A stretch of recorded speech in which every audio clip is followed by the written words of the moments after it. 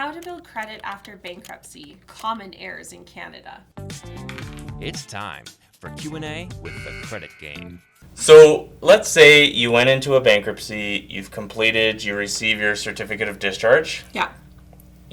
Most Canadians would assume that you're good to go, that you can start rebuilding your credit and move on. Right. Right. Downside is that on your credit report, there may be some errors that are very commonly left behind. So even though legally you don't owe any money to the creditors, in the eyes of Equifax and TransUnion, until it's corrected, then you still owe that money. That's kind of annoying if you think about it. That Very it's annoying. like you go through this process, this bankruptcy, and then you still have to make sure that everything is good. Like you would assume that everything would be fine afterwards, but I guess not. Well, it can be, but there's one additional step. But unfortunately, the consumer or those coming through an insolvency aren't necessarily prepared or really warned sufficiently that this has to be done, this extra step, in order to get it done. So that's what we're going to go through, is that extra step.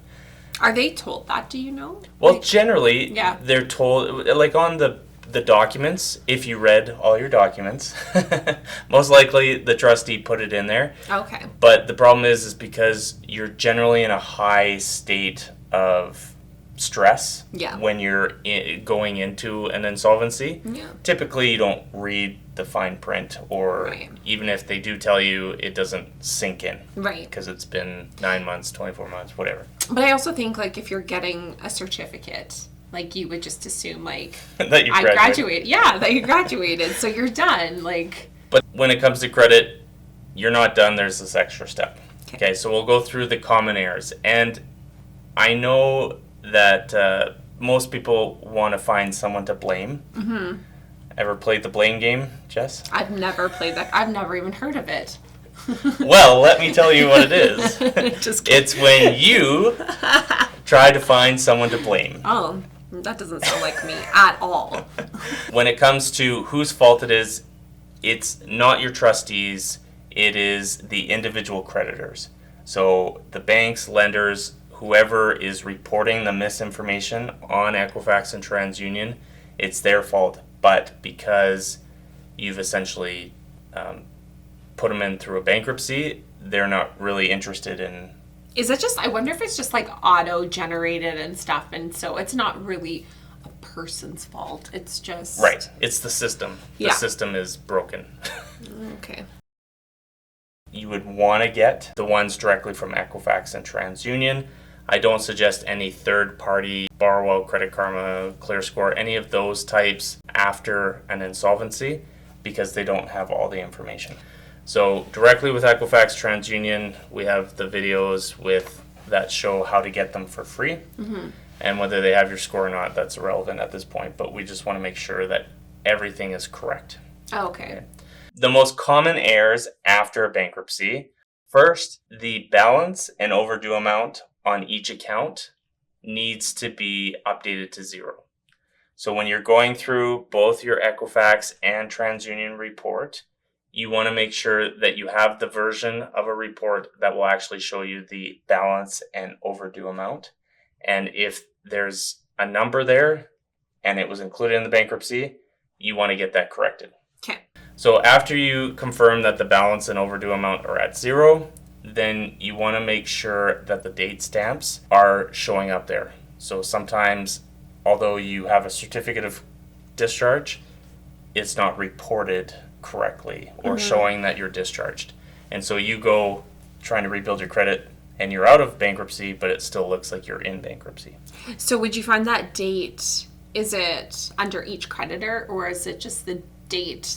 I don't understand what you mean by the date stamp. So there's the public record section that would show any collections, judgments, bankruptcies, consumer proposals, all in that section. Mm-hmm. And you want to show that there's a discharge date or a completion date. And so that date stamp needs to be there. Otherwise, future creditors are going to assume that you're still in it. Okay. All right.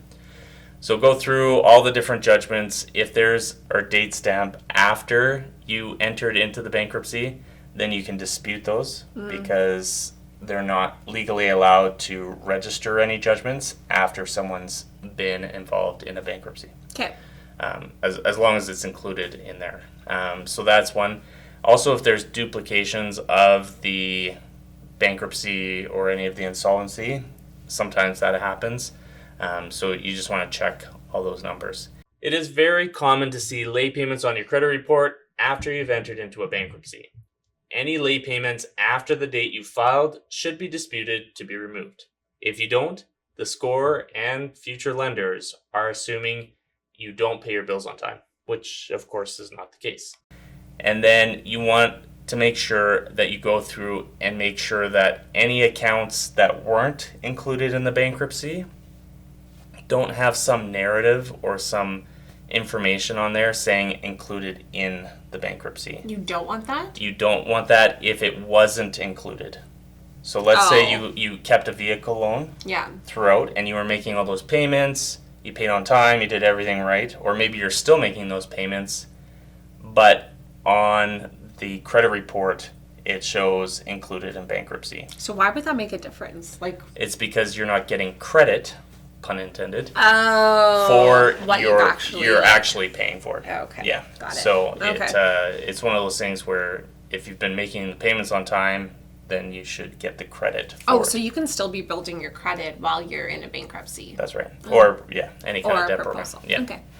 So that's basically it. Once you've completed or reviewed the report, if you do find errors, we have a video of 3 different ways on how to dispute those that I suggest you go through. I know Jess will. Yeah, all my free time. Well, you were in it, so I guess you kind of already did. But anyways.